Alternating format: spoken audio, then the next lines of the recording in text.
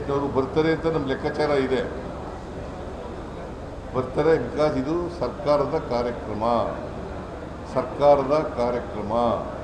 ಇದು ಪಕ್ಷದ ಕಾರ್ಯಕ್ರಮ ಅಲ್ಲ, ಸರ್ಕಾರದ ಕಾರ್ಯಕ್ರಮ.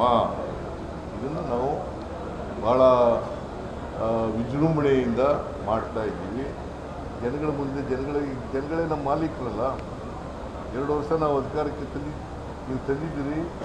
ನಿಮಗೆ ನಾವು ಏನು ಕೊಟ್ಟಿದ್ದೋ ಆ ಮಾತನ್ನು ನಡೆಸಿದ್ದೀವಿ ಅಂತೇಳಿ ಜನಗಳ ಮುಂದೆ ಹೇಳಲಿಕ್ಕೆ, ಇಲ್ಲಿವರೆಗೆ ಏನು ಮಾಡಿದ್ದೀವಿ, ಇನ್ನು ಮುಂದೆ ಏನು ಮಾಡ್ತೀವಿ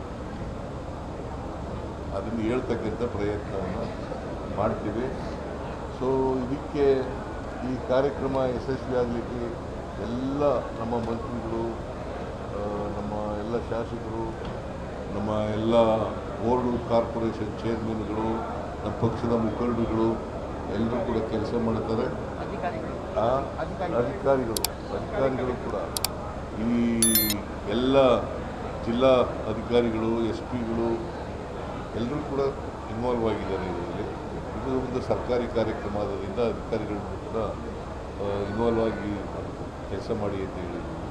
ಸೊ ಅದನ್ನು ಹೊಸಪೇಟೆನಲ್ಲೇ ಮಾಡಬೇಕು ಅಂತ ತೀರ್ಮಾನ ಮಾಡಿದ್ವಿ. ವಿಜಯನಗರ